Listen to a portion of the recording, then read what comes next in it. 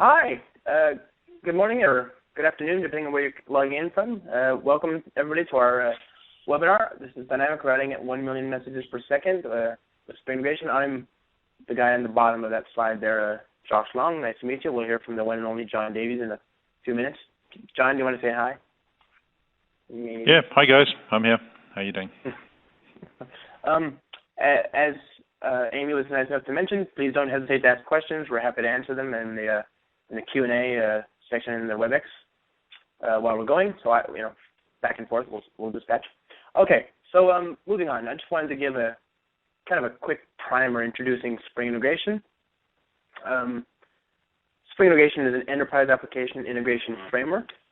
I think David Linthicum has a really nice, if a bit drawn-out definition for what EAI is. He says that EAI encompasses approaches, methodologies, standards, and technologies allowing very diverse but important systems to share information, processes, and behavior in support of the core business. All of this to say EAI is a way to share data and services between systems, between applications, okay? EAI is best described in Bobby Hope and Gregor Wolf's canonical book, Enterprise Integration Patterns. Martin Fowler also talks about some of the common integration patterns as well in his Patterns of Enterprise Application Architecture.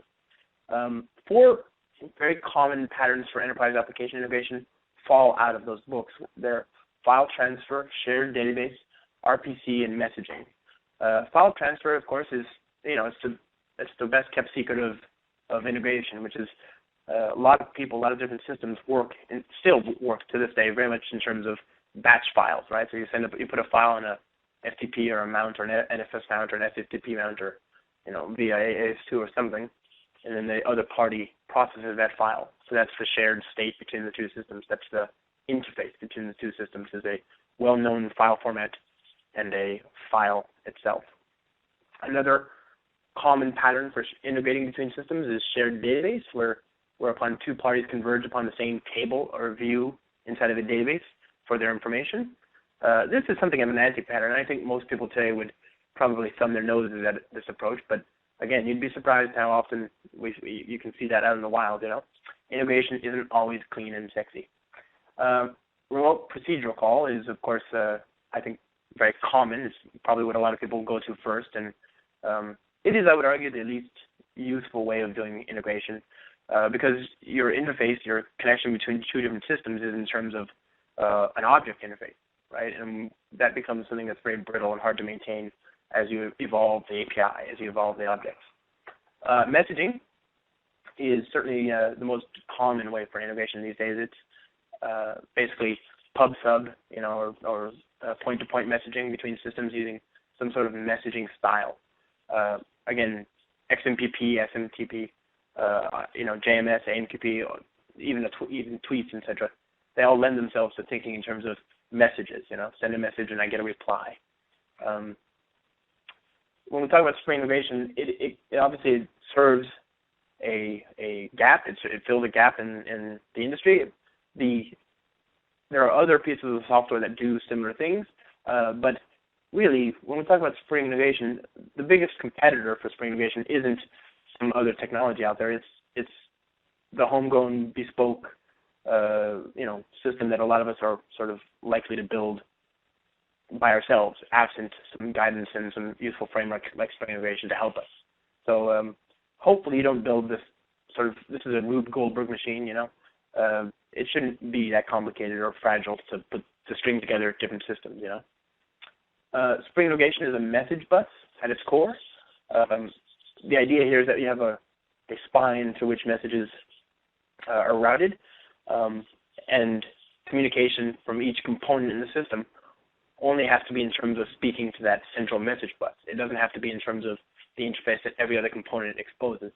So, for example, for component A to talk to component B, that's one connection. If I were to then extend my application to talk to component C, now A would have to know how to speak to both B and C. Well, by routing it through a message bus, I can avoid all that together. I can just speak in terms of A to the message bus, and then the message bus knows how to speak to B, and it knows how to speak to D, and it knows how to speak to C.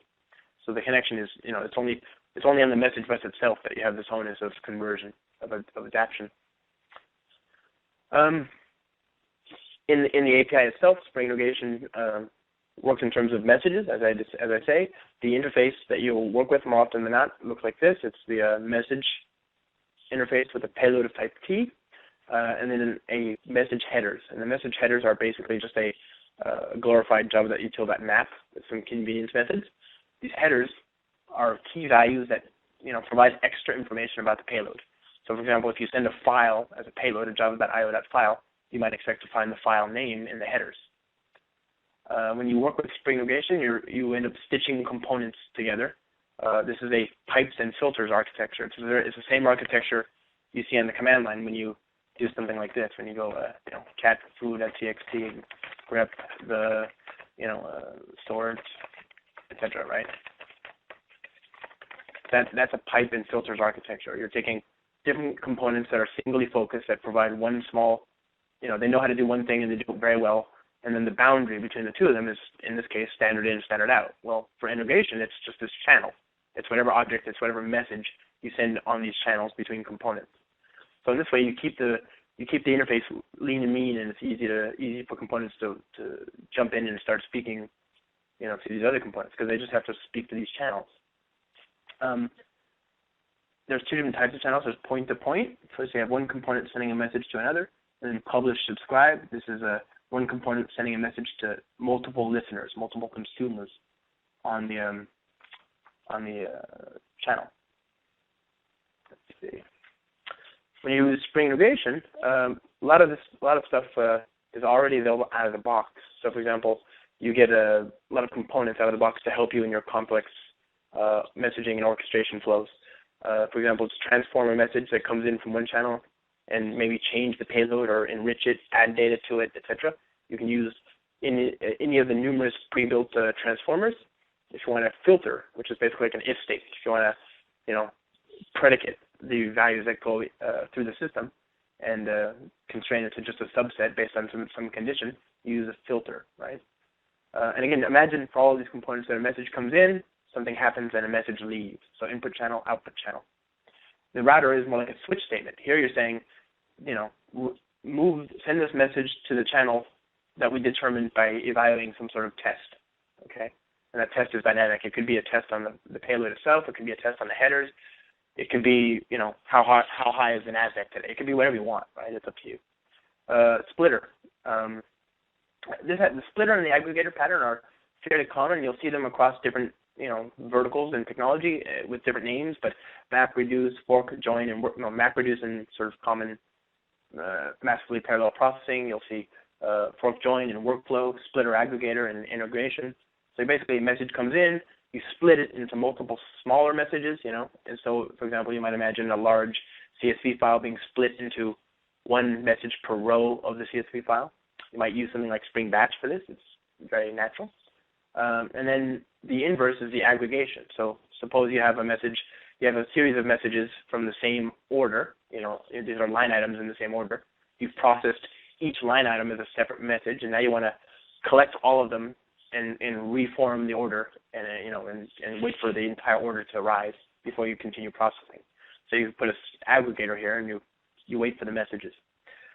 Finally, the service activator is kind of like your escape hatch. It's if any of the pre-packaged transformers and filters and splitters and so on don't work for you, and any of the interfaces that you can, any of the POJO APIs or interfaces that we provide that let you plug in your own splitter or router or filter don't work, then you can just use a service activator. This is just basically, when you see service activator, just think it's going to call a Java method for me.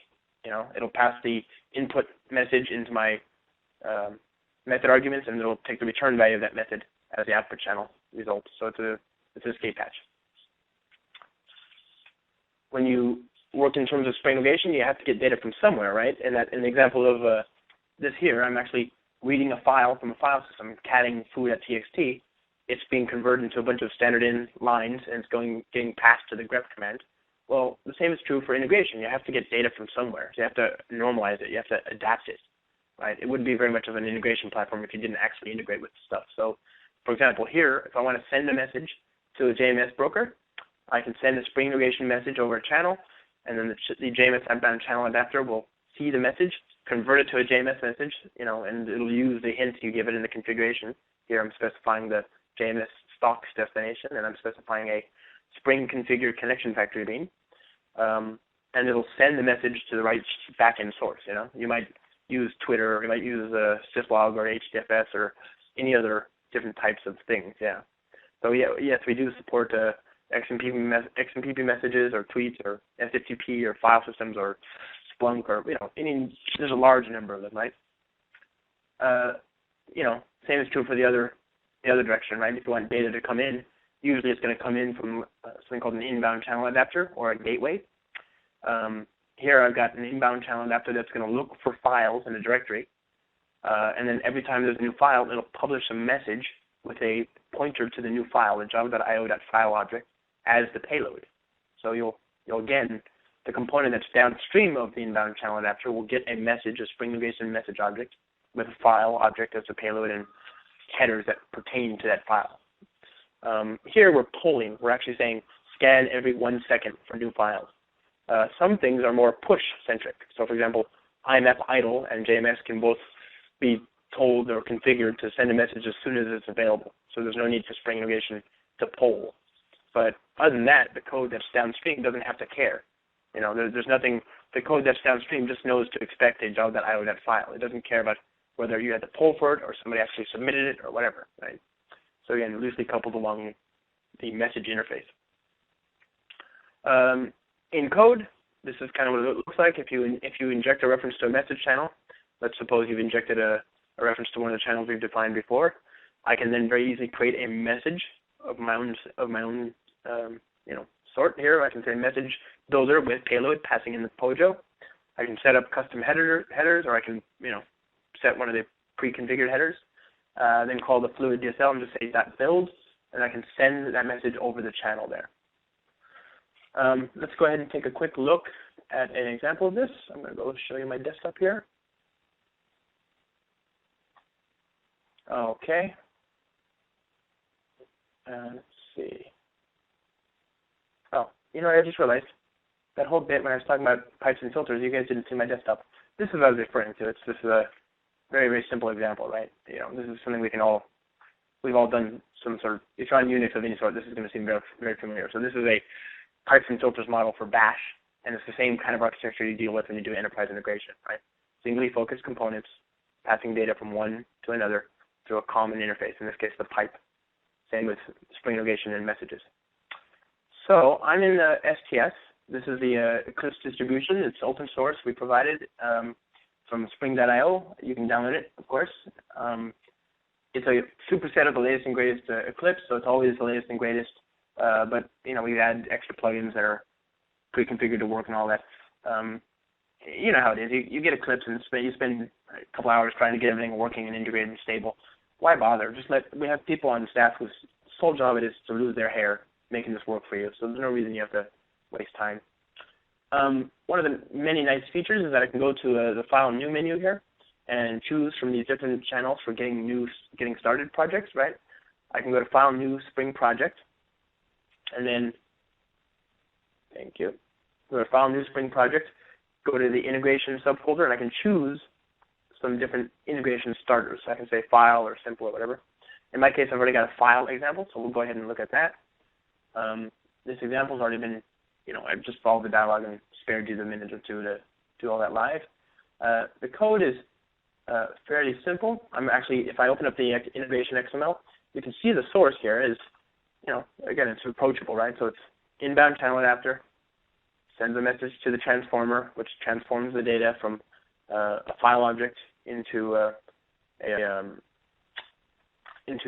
something that can be logged, and then, going on down the stream here, it gets passed through a routing channel where we have a wiretap, which will actually take every message that goes through the channel and then print it out, right? And this doesn't interrupt the flow. It's more like just like in plumbing. It's a tap. It's a chute from which data that's going through can be drawn for sampling.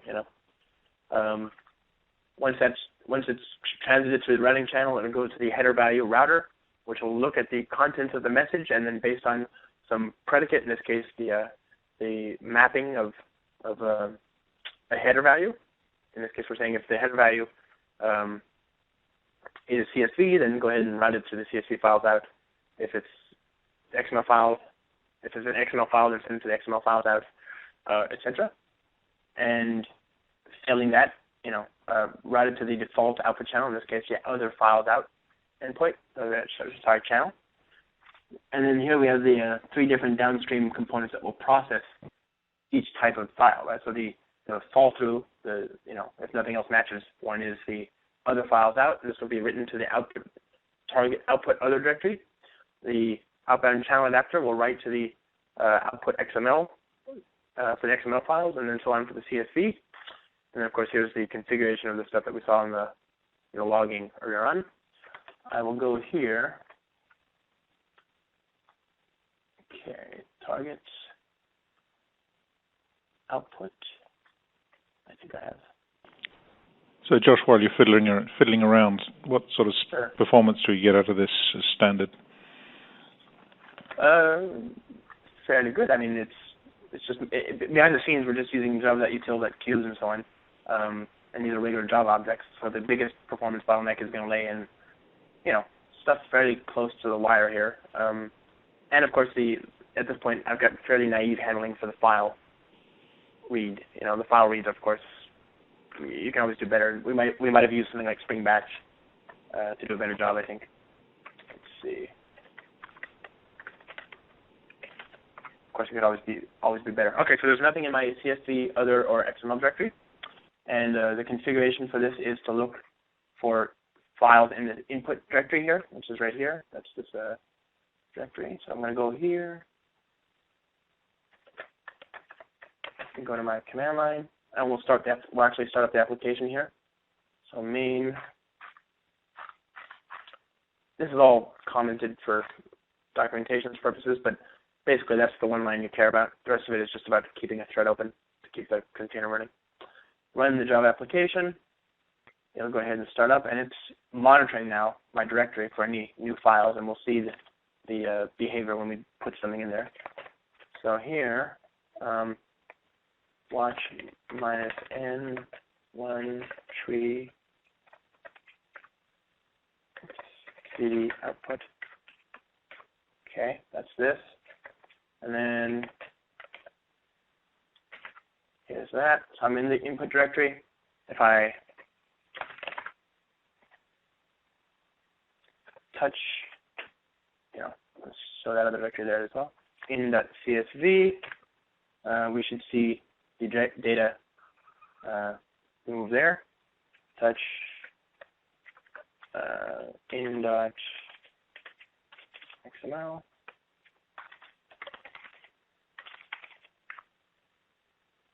Right.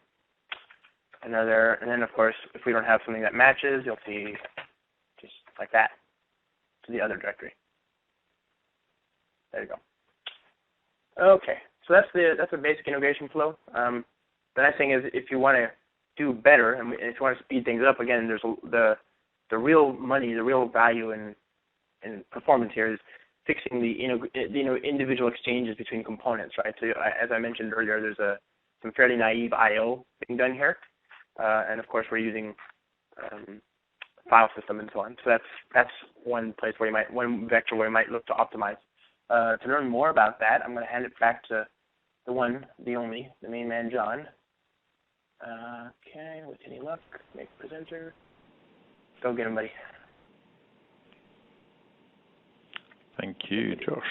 Here we go. So, Josh, can you see my slides? Since you're the only one I can talk to. Yep, I can Good. see your slides, yes, sir.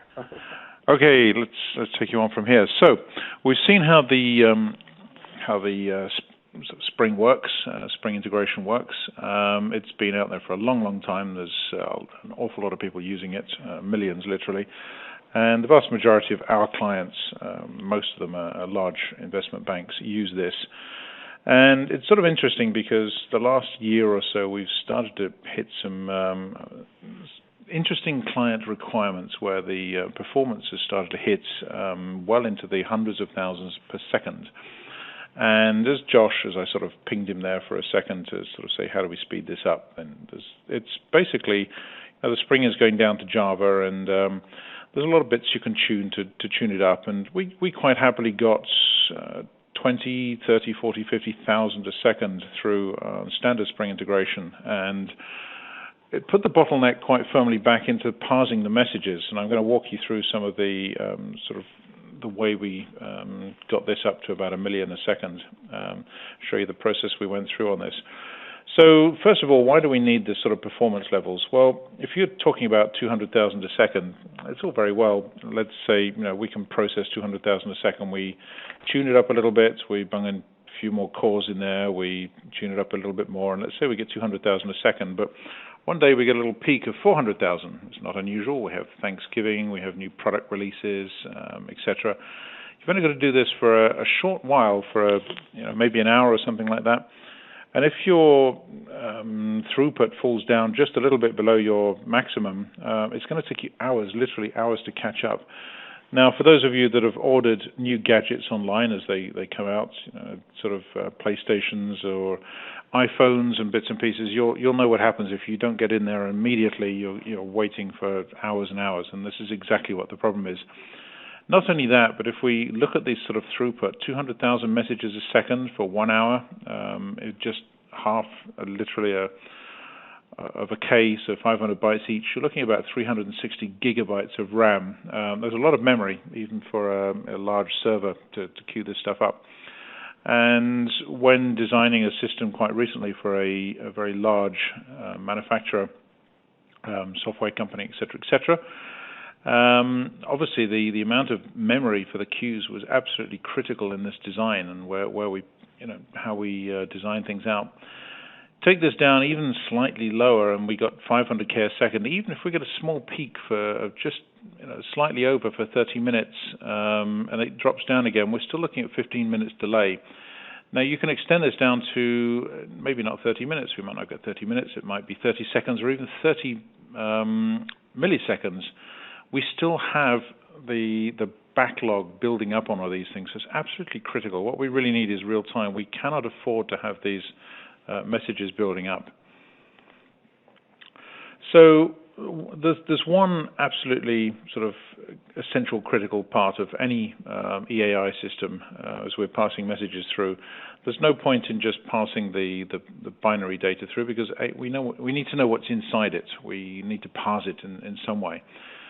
We might not need to parse the entire message, but certainly the header. And we're assuming we're in Java in this particular point, so we need to get the information out of the bits, the bytes, the ASCII, etc., and pass that into Java in some way. So there's some basic steps I've listed out here. You may have some of these. We need to parse the message, or part of the message. We probably need to do some querying. We might need to route it based on the content, so content-based routing. These are all the things that Josh showed you as sort of, that Gregor Hope had sort of quite nicely put into various different, what we call Gregorgrams. So these are different sort of fundamental features of EAI.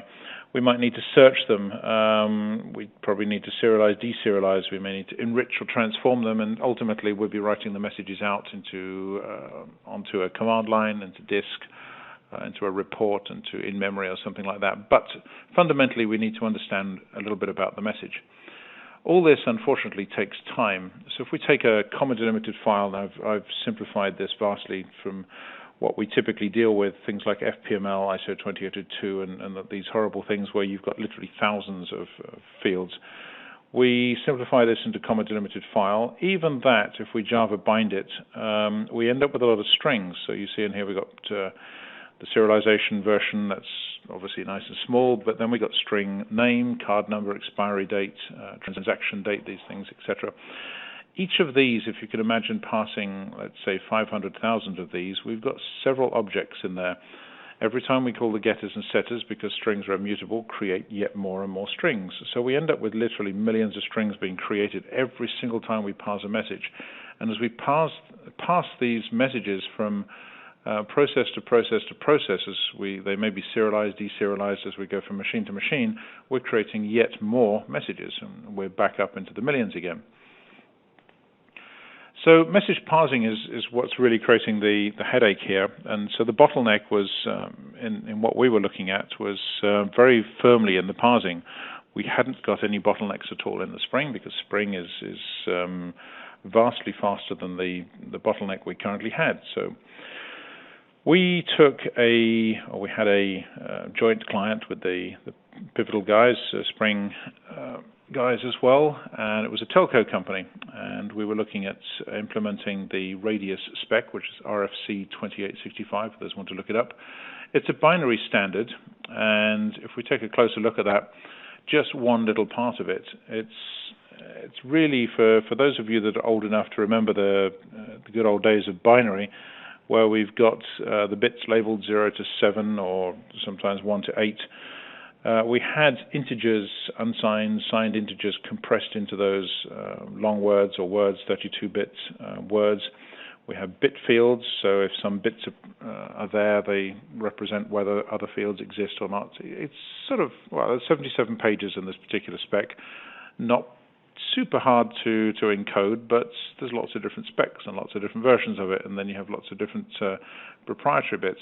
So what we did was to model this, and you see on the right-hand side is a representation of our the model in our tool. So the tool is basically just Java binding.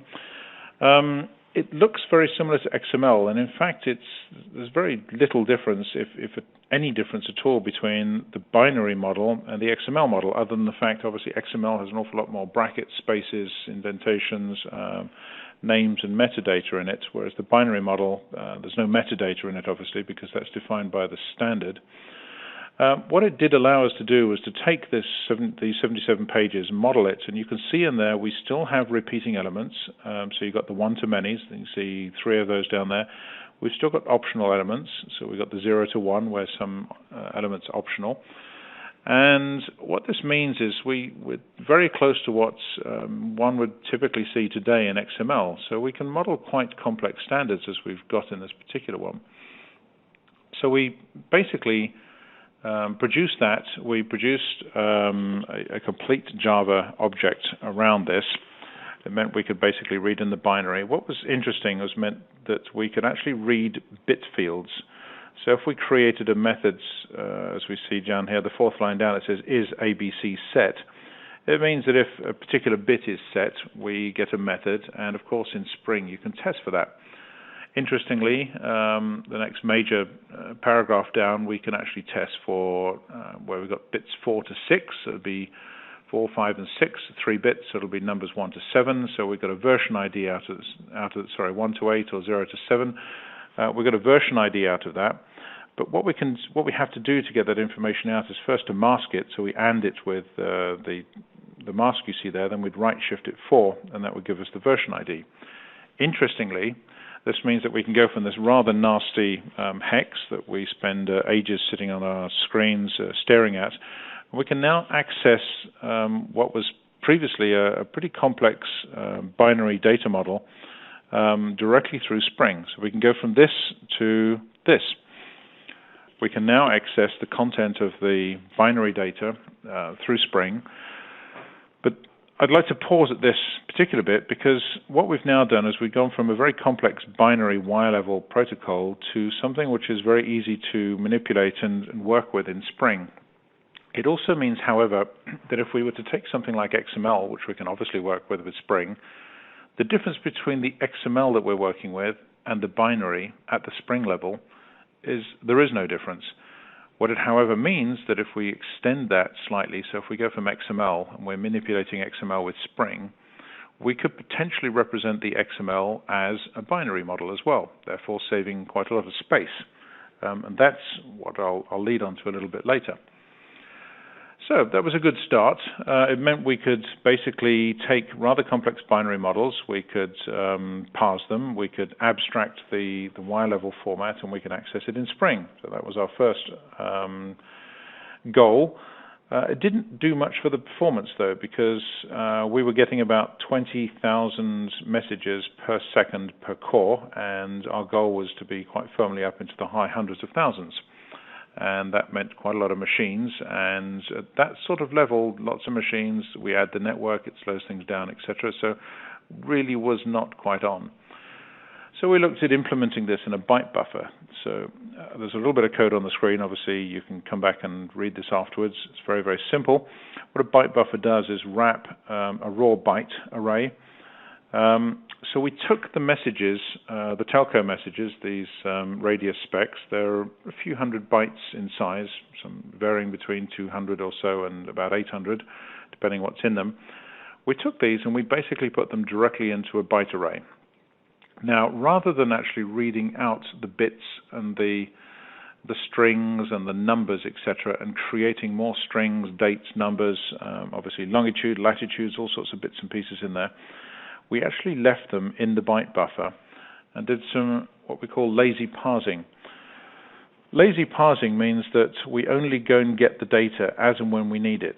So if we needed to find a little bit of data such as start time or end time, and it might be encoded as, in fact the start time I can tell you was coded as two integers. The first integer was the seconds, the second integer was the milliseconds. Why those two? Well, it's easier to encode that than it is to use IEEE standard formats. It allows much better maths and easier maths to be done. But it meant we could actually pick out the get start time, get end time, and get duration, etc., directly out of the message without having to create intermediate fields. Now, doing this, our message performance went up from about 20,000 a second per core, which is about 50 microseconds each, to well over, quite comfortably over 1 million a second. So about one microsecond, roughly about 50 times faster. Even if we took out the entire content of the message, it was still quite significantly faster than actually creating all of the objects. The interesting part, another interesting part, you can see here is as we basically take out there's an example on the right-hand side there. So this is get number of elements. Using the byte buffer, we see data.get2. Now we've got get long, get integer, get double, get all sorts of different getters inside the byte buffer. Does this benefit from does it benefit, so you're not seeking the entire data, right? You're just looking at the header? Well, in this particular case, there was a header in this message, but because you don't need the metadata, you're not looking through to say, you know, what am I looking for here? What you're actually doing is saying, I know for a fact that the number of elements is the second byte along. Now, most of the data, what you do is put all of the flat fixed size data at the beginning of the message, and you put all of the variable data at the end of the message. All of the stuff in the header, which is the stuff you're most likely to need, you put up front, so it's in a fixed location. Things that you're less likely to need, you'll put further down, because you end up with a slightly higher impact in reading the message, because typically some of the optional fields mean that the position of the fields changes based on whether you do or don't have those fields. But does the section of optional fields start at a fairly predictable offset, so you can even avoid seeking there if you even need to? Well, what we found from this particular standard was some of the fields start at fairly regular offsets, but as you get further down the message into more and more obscure bits of information, such as very specific user fields, it gets a little bit more complicated, and so you have to calculate 3 or 4 different offsets. But those calculations tend to be integer maths, because they're calculating offsets in bytes or bits of the bytes as well, rather than anything that's doing too much complicated working out. It's actually often quicker to calculate the offset using a few, read a byte, check how many bits are set in it, move down, etc., etc. So we've optimized that. But it's still quicker than reading the data out, creating an intermediate object, and then having the object being handled internally. Makes sense, yeah. We're also able to create composite methods, so you could have. There was no duration in the standard, for example, duration of the call, but you have start time and end time. Start time was start time seconds and start time milliseconds, and end time was the same. But you could do a get duration, which was obviously the end minus the start, but it also meant you could actually then do Spring integration-based routing or filtering based on duration, which didn't actually exist in the message, which was pretty cool. So what this did was it moved the bottleneck, so we could now parse and query basically at about 1 million a second. It very firmly moved the bottleneck back into Spring, which was a little bit of a headache because obviously we didn't want any particular bottlenecks. And what this turns out to be is when you type payload.duration less than 0.1, because we're looking for all the calls that were cut off very quickly, for example, what that does is it does basically reflection. Now, reflection is pretty fast if you don't need the performance, but it's in this particular case was about 700 nanoseconds. Now, remembering we're parsing at a microsecond each one, which is 1,000 nanoseconds, you've only got to get two sort of get duration and get location, for example, and you start to halve or a third or a quarter of the performance as we go through. So this created a bit of a headache. So we started to look around some different solutions, and we have to actually say discovered or sort of remembered that there's a compiler inside Java 1.6 and onwards. I very rarely get the privilege to play with some of the new features of, Java 1.6 is now no longer supported. So I had to remind a client last night, very late. But this is new because a lot of clients, certainly in the banking industries, tend to not to upgrade to the very latest, all singing, all dancing version of Java. So a lot of them are still working on the old version. So it's quite a privilege to use some of what we call new features. Interestingly, what we can do is what I've given a little example here is an interface called double accessor. Now, if we were to write a piece of code, you look at the code at the bottom where we've got just a small class which does the get duration, which implements my little accessor there, the double accessor. What that effectively means, if we were to write that class, we can access any one of those methods. Now, move this forward very slightly. What we can do is when we get the Spring expression, we could potentially write the class, as we see here. This again is just another quick little example. We can compile it on the fly, and that little piece of code there is basically what you and I used to type on the command line before we had Ant and Maven and various other bits that just made our lives, I'm not sure whether it made it much easier, to be honest, with some of these things. But anyway, that basically gets all the information, compiles it, and creates a little class file. Then we can do class.forName, load it up, and we can now basically execute that as native code, which is in fact exactly what it is. Interesting thing is that this also is picked up by the JIT compiler and is compiled as well, so runs at full native speed as if the code had been compiled rather than queried using reflection. So we went back to the Spring guys, chatting with Adrian Collier about this, and we're talking about, it would be rather interesting if we could look at this. And he said, this chap, Andy Clements, one of our guys, is busy working on this, or has been looking for a reason to use this. He's had it for a long time and looking for a good reason. So had a chat with Andy, and Andy has basically started to implement this inside Spring.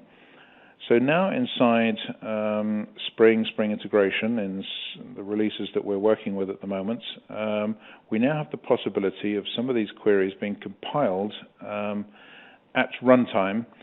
So it looks to see if there's multiple hits on this. There's a lot of caching already in there, naturally, for performance, as you might expect. But when this kicks in, it basically compiles the code, does a class.forName, loads it back up, and off we go.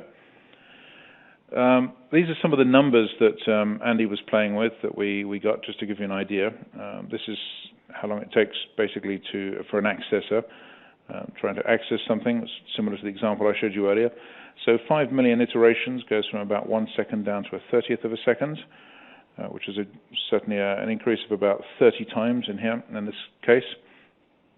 If we look at method invocation, And again, 5 million iterations. We've gone down from 2 seconds to 1/10 of a second. Again, 20-fold increase in performance there. Wow, that Andy, for those of you who don't know, is he's one of the ninjas behind the tools, the FTS stuff. And my favorite memory of the guy is I remember in 2009 he was implementing Spell, the Spring Expression language, and he had written the first cut of it using Antler, which is a library for building grammars, which then can be turned into a language. And ANTLR. Yeah. Great library, right? Terrence Parr from actually San Francisco somewhere. So he'd use that Antler library, which is a great library in and of itself. If you're using that, it's a good start. And then the next week, I just remember, again, I'm writing, at this point it was Subversion. I remember checking Subversion fairly frequently to see what's going on in Trunk when in advance of the 3.0 release, from that year. And about a week later, all the Antler code was gone, and he had replaced it with his own hand-rolled parser for Spell, which is, of course, far less lines of code and far faster. So the guy's a rock star. Deserves a beer. Quite amazing. Yeah, he's bumped into him quite a few times now, so we're regular emails backwards and forwards working out with these compilers, but this is making a massive difference. I mean, we've gone sort of 50-fold increase in performance in the parsing. We've now got an additional 20-plus increase in what's in the query language. So I'll show you some of the numbers at the end, but this is quite an amazing difference. All of the ESBs, EAIs, SOAs, whatever you want to call them, have the same problem. You cannot go directly in from something which is changeable by a human directly into code unless you're going to do code generation. So this is, at the moment, unique to Spring. There is nothing else that we know of except for Spring integration that can give this sort of performance and throughput. So the advantages we're getting now, we can literally parse, compare, route, filter, etc. around 1 microsecond per message. And these are pretty complex messages. We're starting to take these into more and more complex messages into the financial services sort of realms. The complexity of the message doesn't really matter that much because we're doing lazy parsing, so we can actually take very large messages and we can still put these in very fast. So it's still getting the same sort of performance gains, at least on these sort of things. We can do some other interesting things. We can do on-the-fly aggregations. So we could, for example, keep moving averages, minimums, maximums, sums, etc. And rather than having to feed these into a grid, a cache, in-memory database, whatever you want to call it, we can do a lot of this on the fly. And we can use the cache far more efficiently because it's not spending its time doing menial tasks, which previously were the best tool to do this. We can actually do it on the outside and use the cache and grid vastly more efficiently. We're getting about sort of 20 to 50 times performance gains on this. Certainly the numbers we were looking at was 50 times. So we're looking at incredible sort of savings in CPU usage, where we can typically put 1 million a second through on a single core. We were hard pushed to do that on 8 cores. Well, in fact, we're getting better performance on 1 than we were on 8 cores. And again, massive difference in CPU usage, the power behind this, and obviously even just the keeping these things cool. Other advantages we're getting, because we're now encoding these into byte buffers, they occupy a fraction of the space that we had before. So the sort of compression that we're seeing out of this, compared with if you take that comma delimited file, we can take the comma delimited file, and that was a very, very simple example, but as bound Java, that was about 700 bytes. This now goes down to around 50 to 60 bytes on this. So we're looking at around 12-fold increase or decrease in memory usage, which is also very significant because memory is currently the single most expensive part of hardware. So more items in your queue, more items in your in-memory grids, better usage of technologies like gigaspaces, Hazelcast, Gemfire, coherence, etc. And this is already making a massive difference. We have started, well, the reason that we did this was behind Gemfire, and we're already working on that, and that's sort of making a massive difference in the performance. And because we can... Go ahead, Josh. I was just going to say, what you're encouraging people to do is basically what all the data grids will encourage you to do eventually anyway, which is know the structure and layout of your data and optimize for that layout, optimize for advanced seeks. Don't try and send objects over the wire when you're, at some point you need to work with the low-level bytes. Yeah, I mean, these guys have put man-years and man-years. I mean, they've all been around, with the exception perhaps of Hazelcast, which is more recent, but they've all been around for a good part of 12, 13 years. These guys have put amazing effort into taking POJOs and sort of storing them efficiently in such a way that they can store them in large amounts of memory and access them. So they're using byte buffers internally. Same with serialization, rather than putting, if you've ever looked at a serialized Java object, all the metadata of the object names goes in there, so they can be deserialized on the fly quite easily, and with dynamic class downloading and things. Well, so Gemfire and Coherence, like Coherence has a POF and Gemfire has a PBX. It's basically PBX serializable, yeah. And so what we're doing now, we can actually generate the code which actually implements the PBX serializable in Gemfire, for example, which means that we generate the byte buffer with the PBX serializable, which means that there's no extra work needs to be done on the Gemfire side. So we have unbelievably fast serialization inside the caching. And again, I use the word caching lightly because I know these various different vendors like to think of themselves differently as in-memory databases, caches, grids, etc. So I use those words lightly. But customized serialization, you don't need to store all of the metadata inside the serialized Java object. You can basically just output the byte buffer, and this is what these tools do. But we can actually generate that code and implement the interfaces automatically. So huge advantages on that, certainly in performance. So in a nutshell, basically, we've gone from about 20,000 a second on a single core to comfortably over 800,000. We do have quite well over 1 million on these. So about 40 to 50 times increase in performance. We've reduced the memory footprint of the objects now by around 12 times. These are all, I put a little star. These every single architecture, every single case that you look at is going to have different performance and gains on it. But these are sort of early numbers that we're looking at, and it's certainly extremely impressive. And everything that we're doing through the Spring integration can now produce JIT compiled code, and we're getting dynamic. A user can change what they want to see. They can change how they want to route something, and we can see that happening at native speeds.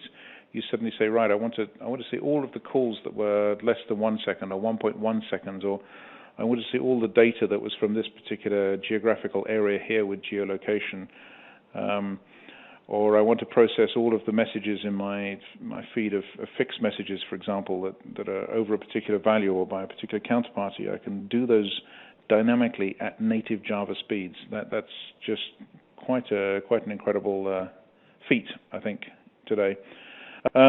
Future coming up very soon. These will be coming out in a library in a new Spring release. As yet, I don't know which one. I don't think anyone does actually at this point. We're looking for full support of some of the standards like ASN.1, which provides multiple different Y-level implementations on this. Interesting thing for us in financial services, ISO 20022 actually has a definition of the entire metadata repository of 45,000 different elements. It's actually defined both in schema and ASN.1, which means that we can actually take these messages and implement them both as XML or as ASN.1, and we can now use the packed binary encoding standard in this, and we can vastly reduce by a factor of about 15 the size of the XML, and by factors of literally dozens the size of the Java that's generated behind these. So that's basically what we're playing with at the moment. These are the Spring tools we play with. As you guys probably know, Spring have rebranded to Spring.io. So there's all of the various different links for you there. That's it from Josh and I. Do feel free to ping us on any of those various methods of communication that are up there. So, John, I've assigned a few questions for you. Can you see those in your Q&A panel assigned to you? Let me click on all of my buttons here. Should be on the right. Where's this Q&A? Underneath chat and participants.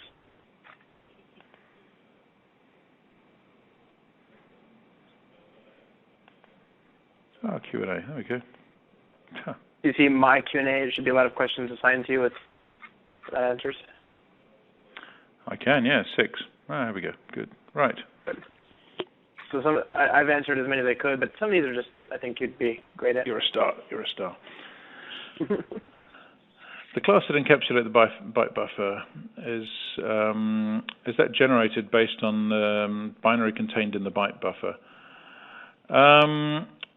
We are, looking at two different ways at the moment. One is to create a completely standalone class which has no other external dependencies, which, as we're generating the code, this is an interesting thing about generating code, is you can make small changes, and those changes are affected with all of the code that you work with.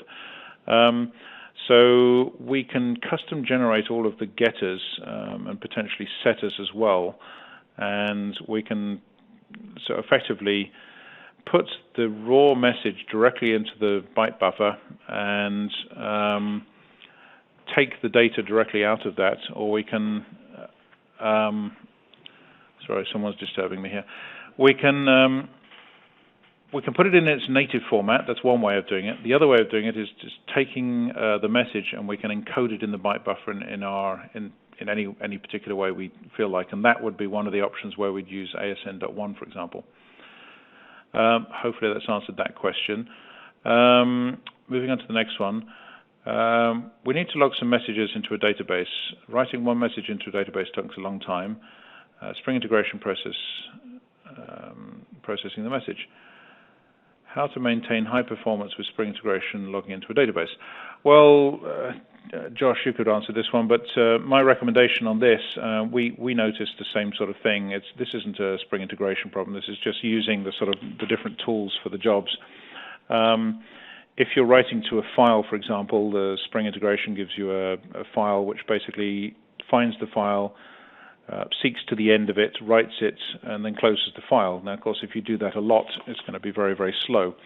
The same would be true for the database. So I would suggest Spring Data or Spring Batch on these sort of things, where you could actually control a little bit more. You'd obviously keep the connections and the connection pools open on this. So I would suggest you look at Spring Data on that side for the performance on that. Josh, have you got any other comments on that? No, that was my thinking as well. Just wanted to hear what the man says. You get it validated. You know these things better than I do. Is there a custom serialization of message objects with message header and payload? I can persist to storage devices for file data instead of using Java serialization. Yes. Serializations, if you use native Java serialization, it uses reflection, basically goes through the object and looks at all of its attributes.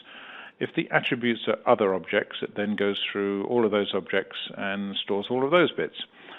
But what it also does is put all of the tags, i.e. information about the object, into the serialization as well at the same time, so that if a random object was to pick it up, it could actually sort of reconstruct the object from scratch. So object serialization, A, uses reflection, so it's slightly slow, and B, it uses a lot of metadata, so it's a bit like XML, in that the metadata, rather than sort of being in the definition, is actually sent out with the object itself.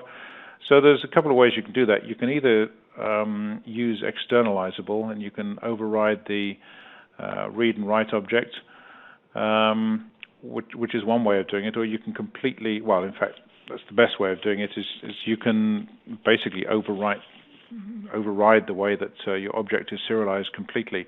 If you know for sure what the object type is, going both in one end and coming out of the other end for serialization, deserialization, you don't need to write all of the metadata in there. Potentially, you could even change that to XML if you wanted to write it to something that was human readable. So there's a lot of scope, but look at externalizable on that one. Again, Josh, any comments? No, sir. Just serialization is, kind of what we're talking about here today. You gain a lot by thinking about it just a little bit. Spring integration itself doesn't have to change. The serialization, though, can be huge. Yeah, it's just raw serialization is very slow.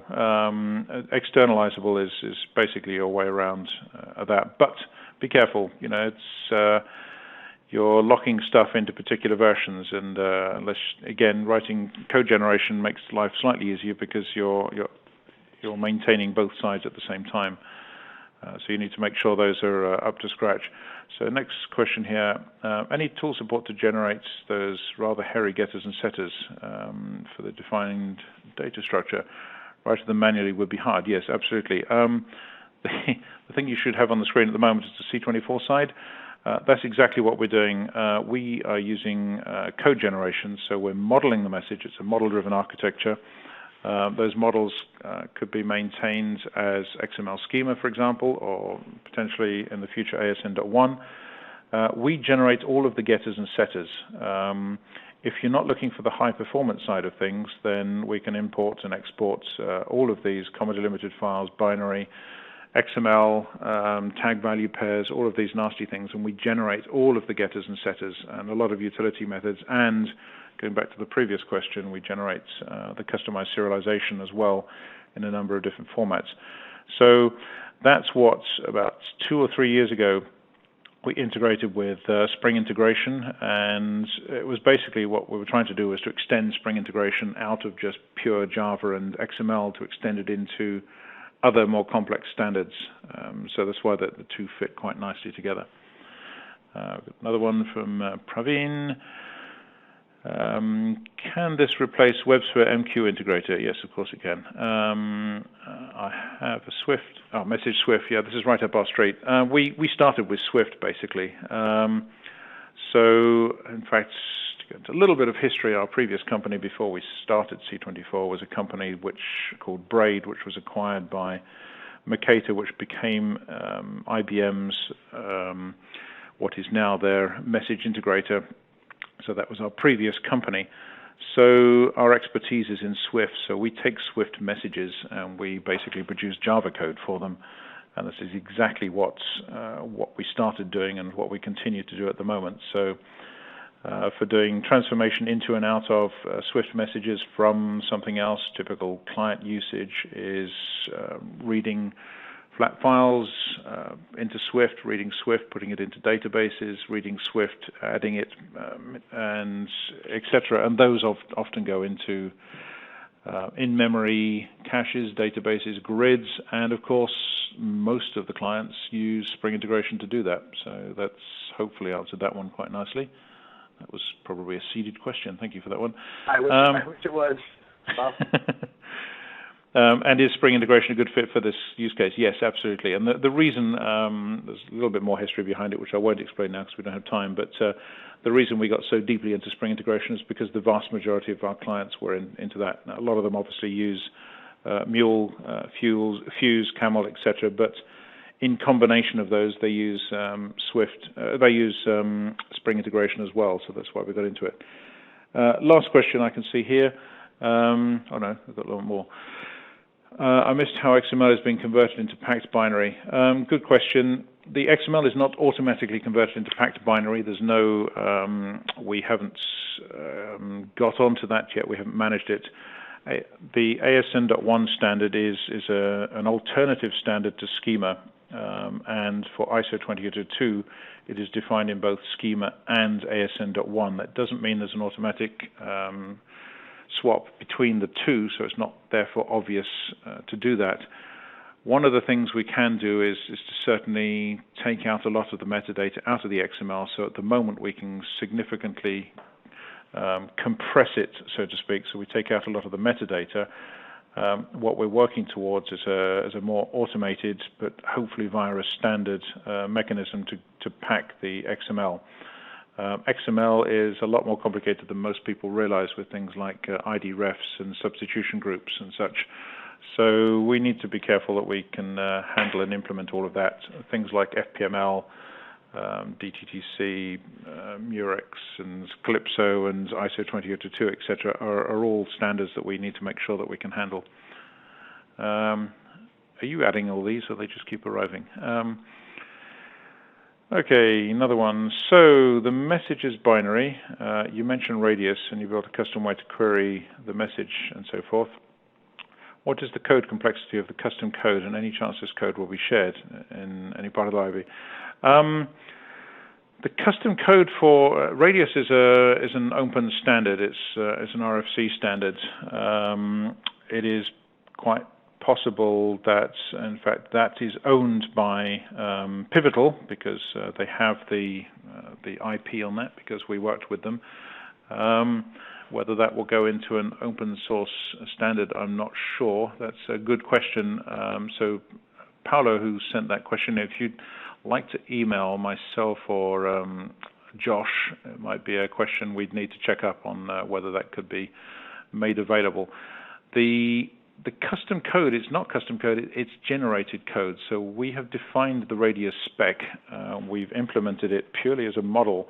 And we now generate, as I was explaining earlier, all of the code behind this is generated. So it's not custom. We originally started with custom code, and we now generate the code.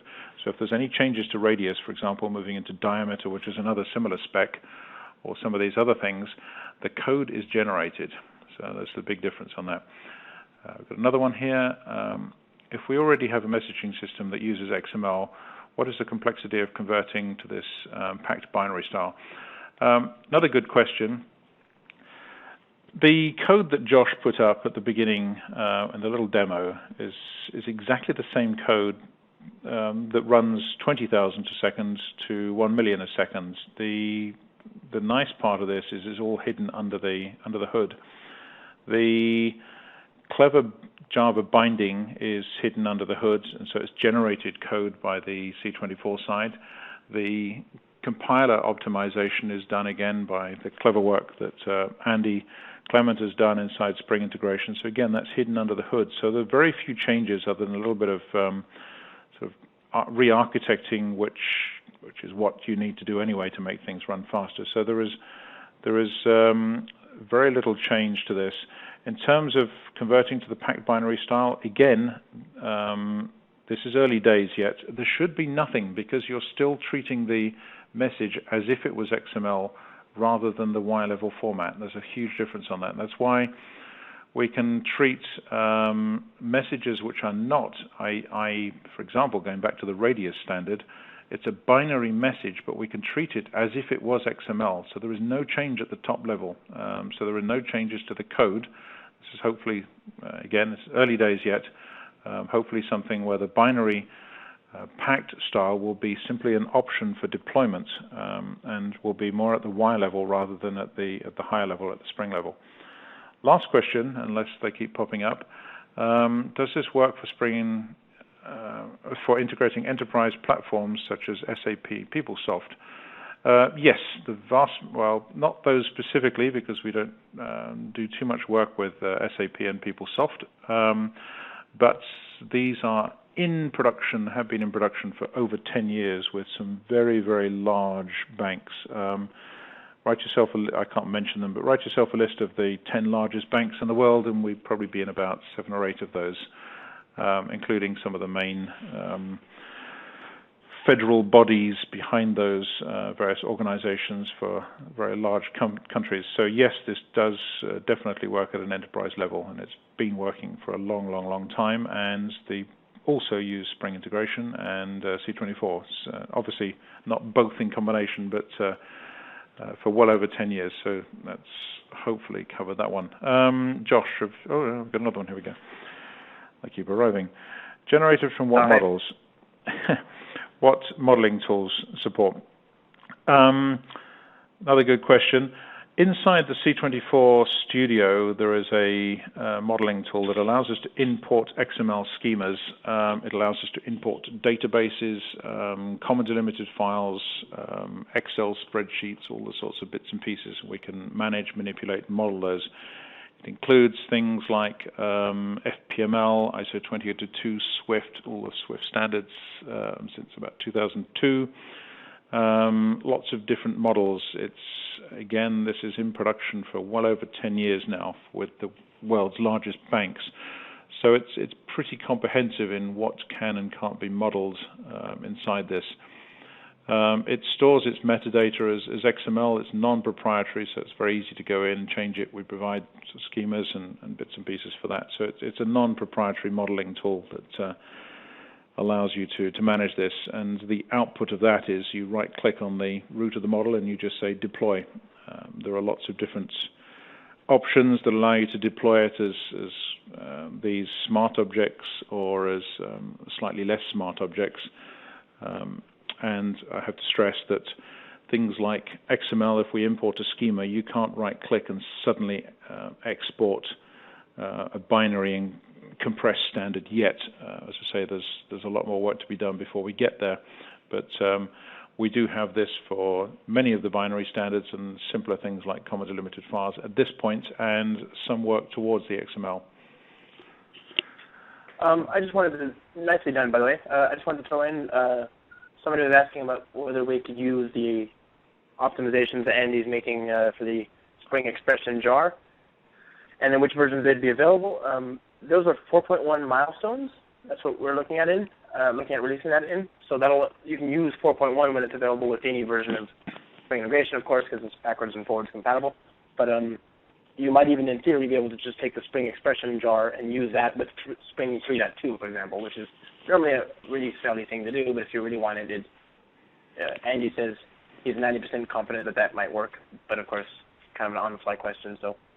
Yeah, and if any of you have got any particular use cases for the Spring expression compilation, by all means email us or contact us. And I mean, the more real use cases we get into this, the better, because it'll get tested. This is going into production already. It's going towards production, not yet, but we do have real use cases for this.